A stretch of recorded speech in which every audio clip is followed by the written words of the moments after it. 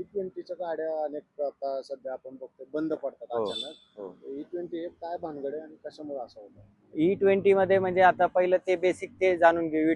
E20 म्हणजे काय, त्यामध्ये 80% पेट्रोल आणि 20% इथेनॉल येतं. ते इथेनॉलचा काय प्रॉब्लेम आहे की आपल्या ज्या पहिल्याच्या जुन्या गाड्या बनलेल्या आहेत त्या इथेनॉल फ्री, म्हणजे इथेनॉल त्याच्यामध्ये युजेबल नाही आहे असे इंजिन बनलेले आहेत. आणि नंतरच्या गाड्या ज्या आहेत ते इथेनॉल टाकू शकतो आपण, म्हणजे त्या हिशोबाने. आता ह्या गाड्या तुम्हाला त्याच्यामध्ये आपल्याला प्रिकॉशन घेणं गरजेचं आहे. हेच तुम्ही जुन्या काळात जर का बघितलं असतं ना, तर त्यामध्ये बघा लिडेड अनलिडेड पेट्रोल आलं होतं. लिडेड पेट्रोल अनलिडेड पेट्रोल त्याच टाईपमध्ये हे E20 आणि नॉर्मल पेट्रोल हे पण कॉन्सेप्ट आहे त्यांची थोडक्यात आलेली.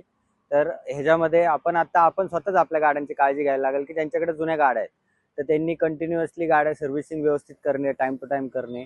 दुसरी गोष्ट म्हणजे गाड्या रोजच्या रोज थोडा तरी स्टार्टर मारणे, म्हणजे जेणेकरून त्या टाकीतलं पेट्रोल फ्लश होईल थोडंसं, म्हणजे फिरेल आणि त्यामधनं ह्युमिडिटी कमी होईल.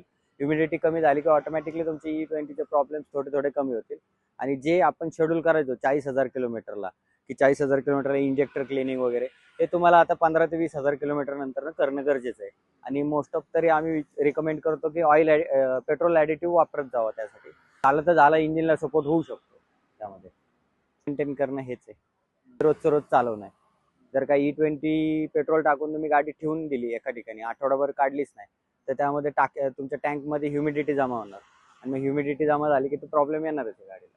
त्यामुळे ते रोजच्या रोज आपलं एक तर मग थोडं कमी पेट्रोल ठेवायचं आणि थोडंसं रोजचं रोज स्टार्टर म्हणा किंवा एखादा राऊंड म्हणा असं कंटिन्युअस मारलं तर होऊन जाईल त्या गाड्या. इथेनॉल आहे ना, ते इथेनॉल हा बायोफ्युल आहे. बायोफ्युलला पाणी लागलं की पाणी होणार आहे पूर्ण. पाणी होतं. आम्ही बघितलंय भरपूर सारं टँक्समधनं पाणी निघतंय.